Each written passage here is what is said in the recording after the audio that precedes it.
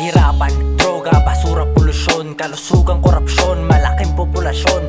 Yan ang suliran ng hinaharap ng ating bayan. May pag-asa bang magbago? Sa ngayon parang wala yan. Tumataas na bilang ng krimen sa ating bansa, kawalan ng katarungan sa mga biktima, mga sirang kalsada at matinding traffic, mga ospital na kulang sa doktor at gamit, korupsyon sa gobyerno at pamahalaan, mga opisyal na nagnanakaw sa kaban. Marami ang basura, grabe ang polusyon, di mapigilan paglaki ng ating populasyon.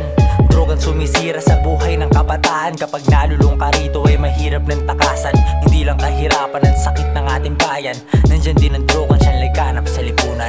Ito ang mga issue dito sa Pilipinas, sakit ng ating bayan at tila wala ng lunas. Ito ang mga issue dito sa Pilipinas, sakit ng ating bayan at tila wala ng lunas. Napakaraming Pilipino ang lugmok sa kahirapan, di mabilang sa daliri ang mga walang tirahan, mga bata sa lansangan na siyang walang matuluyan, mga batang madalas na pinagkakakitaan ng mga sindikato. Maraming walang trabaho, maraming napakasipag pero di umaasenso. Bakit ba ganun? Bakit nga ba ganito? Bakit nga ba ako mahirap? Masipag naman ako. Di ba yan ang madalas na tanong ng marami sa atin? Di mabilang sa daliri ang mga walang makain. Isang kahit isang tuka, mga batang namumutla, mga taong namamatay na dilat ang mga mata. Bilihin ang taas, halos wala ka nang mabibili. 100 may parang katumbas na lang ng 20. Wala nang magbabago kahit sinong mahalal.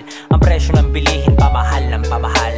Ito ang mga issue dito sa Pilipinas, sakit ng ating bayan at tila wala ng lunas. Ito ang mga issue dito sa Pilipinas, sakit ng ating bayan at tila wala ng lunas. Umpisahan lang natin sa pinagbabawal na gamot. Daming gumagamit yan kapag nahuli ay lagot, pero kadalasan pa mga pulis dyan ay sangkot. Sino pang nasa taas, sila may masamang handog. May nagtatrabaho para kada araw may pangulam. Inyong tinanim at pinalabas nyo pa na tulak. Yung tao'y inosente at sinabi nyong lulong. Palayain nyo si J, tropa kong nakakulong. Yung mga tao na nasa taas nakaupo, hiling ko lang kinabukasan kayong lahat malumpo. Buti lang nakakakain pa kayo dyan ng buo, samantalang yung iba yung katawan buto-buto. Ni alam lang na gawin, magnakaw lang ng libo-libo. Sino pang masipag, kinikita niya butas na 5. Kaya ang dami diyang lumilipad na at dumayo sa malayo para lang dun sa pamilya ay kumayod. Ito ang mga issue dito sa Pilipinas, sakit ng ating bayan at tila wala ng lunas. Ito ang mga issue dito sa Pilipinas, sakit ng ating bayan at tila wala ng lunas.